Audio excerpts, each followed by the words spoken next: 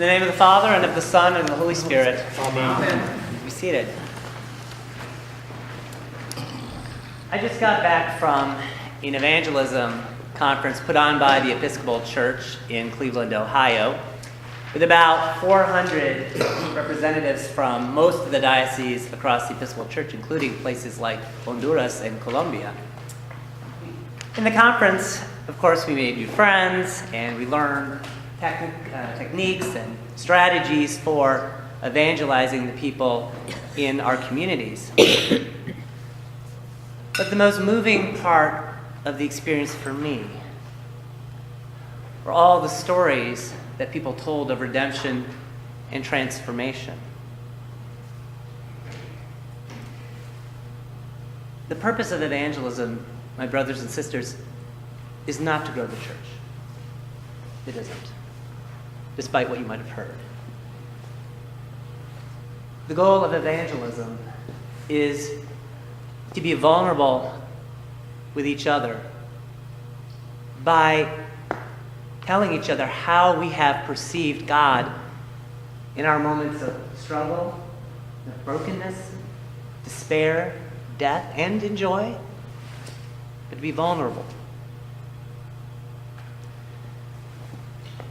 The message of the conference was for us to share our stories with each other. That's what's important.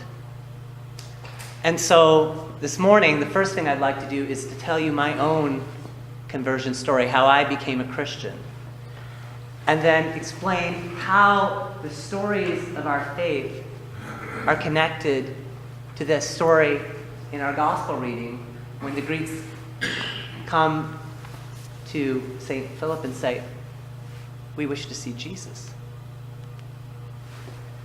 So I grew up in a Jewish family in Tampa, Florida, with my mom, my two sisters, and my stepfather, who was abusive and an alcoholic.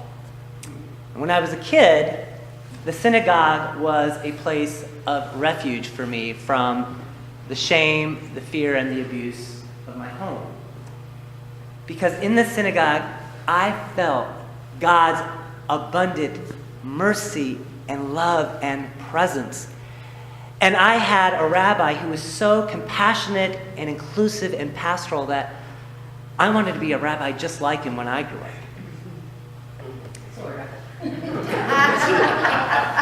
God works in mysterious ways. We come full circle, don't we, people? Yes, sometimes we do.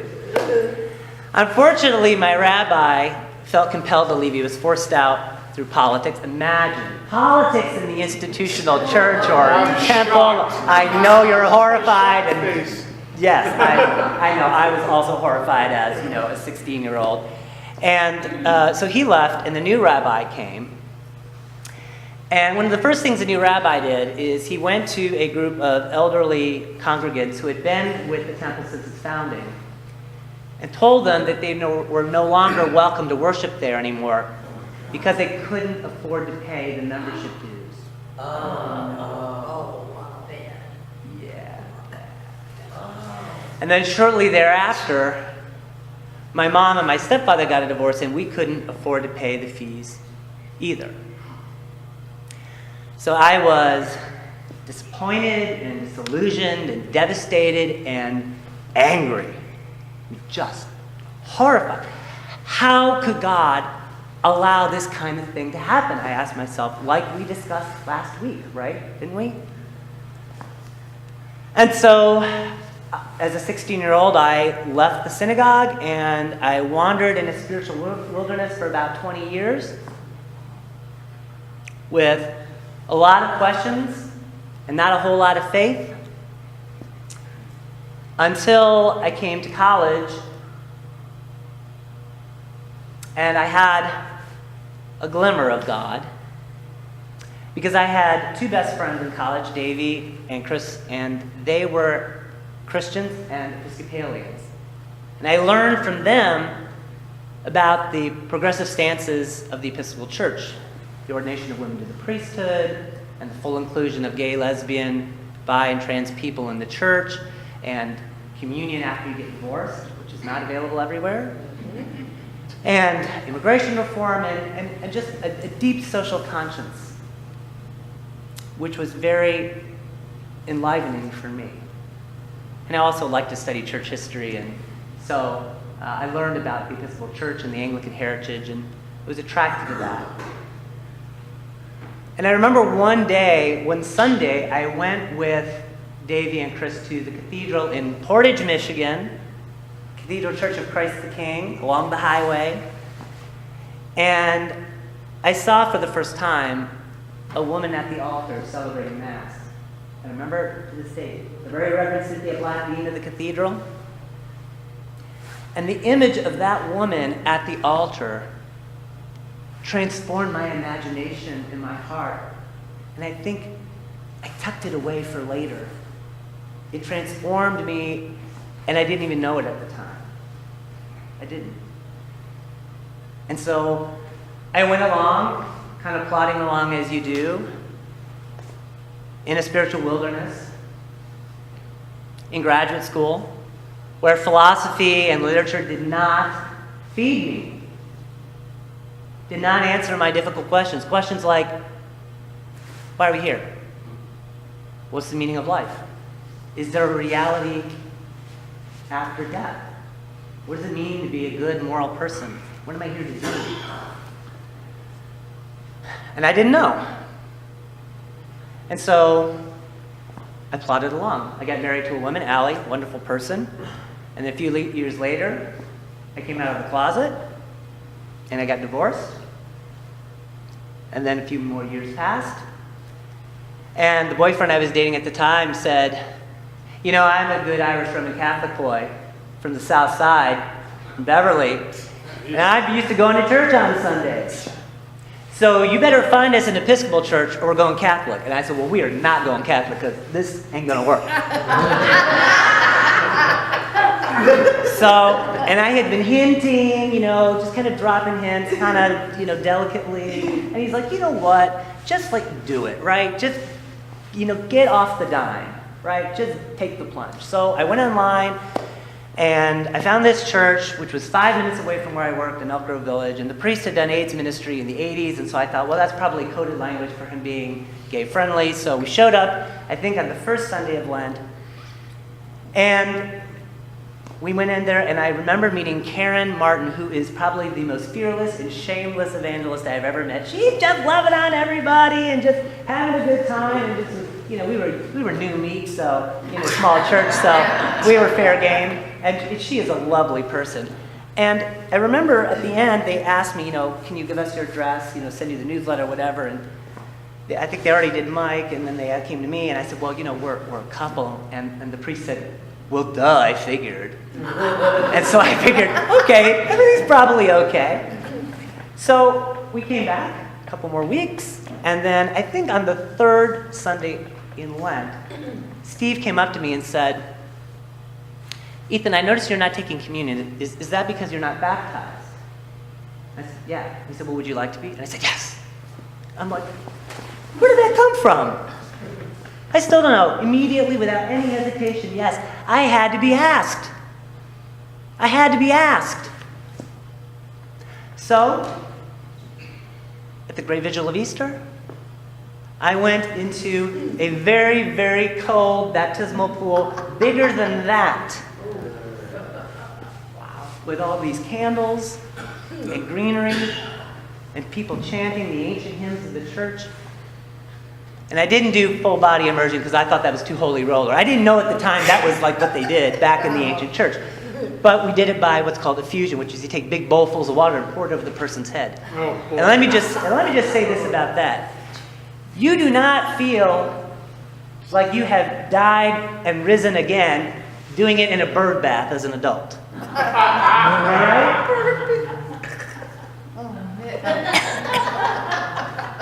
The symbols, the agents of sacrament have to be abundant. They have to be overwhelming. And let me tell you, it was cold. It was April, and we did not have a heater for that font. And I went in, and he poured those bowls full of water over me, and it was the most vulnerable thing.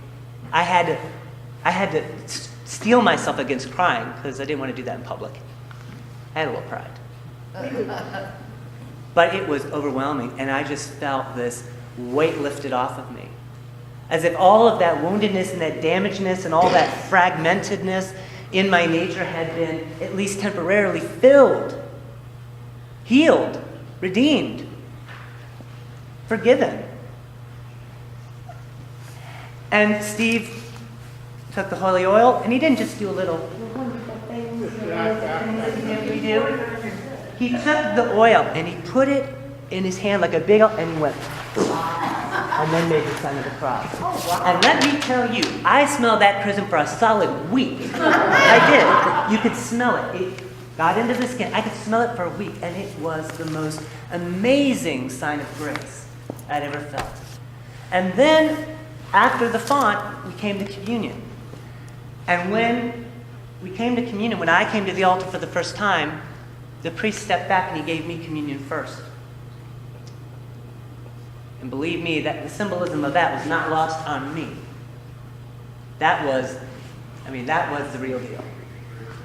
Loving our neighbor as ourselves, putting others before ourselves, taking off hierarchy and ego and everything to welcome the newcomer as the first among equals. That was powerful. That was powerful. And so then I hit the ground running. And that little Jewish boy who had not been able to deal with the trauma of being kicked out of his community of faith, along with many others, hit the ground running again, and the call to ordination came back, more powerful than ever. And so Steve's like, well, you're fresh meat. We'll start you doing adult formation. This will be a good way for you to learn about your new faith. And he started me lay preaching, and he took me on hospital visits, and he had me do a new website, and we did outreach stuff, and I couldn't help myself but to do all that because I felt like my best self in the church, my very best self, which is why I'm a priest today. That line, you're a priest forever after the order of Melchizedek, I tattooed that on my inner arm when I got ordained to the priesthood, as a reminder of that promise and what it signifies, which is the fulfillment of my call as a Christian. And we all have different calls. Some of us are called to be deacons, some of us are called to be priests. Some of us are called to be lay members active in the church doing all kinds of ministry, to be witnesses, to be offering their faith stories to others so that they may be transformed, not to grow the church, not to fill these pews, but to form new faithful Christians who are transformed and redeemed. That is the great gift of the church, not filling these empty buildings. If we give them a way to be transformed, people will come. The whole point of our gospel reading today is to say that we have to sacrifice something in order for that to happen, in order to be transformed. We got to stop playing it safe, folks. We got to get rid of the pretense. I have shared my woundedness and my brokenness and my flawedness with all of you to encourage you to do the same. Because what people want in the church is to keep it real. Right? They want authenticity. They want to be able to bring their real broken selves here and feel transformed and loved and accepted just as I felt at St. Nicholas. That is the real deal. And we can sing hymns all day long, and we can do fine academic, intellectual, smart preaching, and it's not going to make a damn bit of difference. Because people want to know that they're good enough the way God made them. And that the church exists to make them even better, to live into the fullness of themselves, that identity that is born out of their relationship with God, with Jesus. In that church, Jesus found me. The hymn of my conversion is, some of you know, Jesus sought me when a stranger, wandering from the fold of God. I did. He to rescue me from danger interposed his precious blood. He did. And in that church, I heard the story of a man who sat with, who ate with, who was in solidarity with the broken, the despised, the marginalized, the forgotten, the rejected. And I said, that's a God I can believe in. That's a God I want to believe in. That's a God that I understand. And so what we're called to do, what the gospel tells us, that if we want to see Jesus, if we want to know Jesus, we have to know ourselves and we have to know each other. We have to be able to see Jesus in each other by telling our stories of faith. With all the grittiness and nastiness and brokenness and embarrassment and everything else. And trust that the church is here to hold us safe as we do that. And what I need in this church are evangelists. And I know I got some hardcore Protestants in here that can testify. I know I do. And what I'm asking for is not for you to place yourself in any danger doing that, but to develop trusting relationships where you can have those conversations. We need to evangelize to ourselves first before we ever get out those doors. But once we can do that, once we can tell each other who we really are, show ourselves to be who we really are with each other, then we can go out and say, I had this amazing story of transformation and redemption, and I can't wait to tell you about it. What's your story? What have you been going through? Where are you broken? Where do you need some healing? Because I want to help you with that. Because I have some good news, and I am here to tell you that it gets better, and it happens in community. That is the great promise of the Easter resurrection that we are looking toward in the distance, faintly right now. And it will be hard to see during Holy Week. It's going to be more than real. It's going to be surreal. You can't make this stuff up. But I know that every one of you here has had a moment up on that cross. Am I right?